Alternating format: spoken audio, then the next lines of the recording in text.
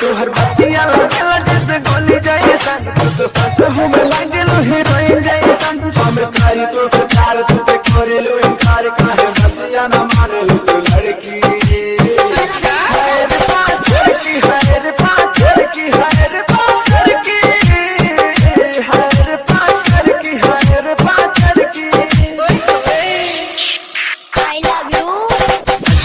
Ajit mobile Maharajganj DJ Ajit Babu DJ Ajit Babu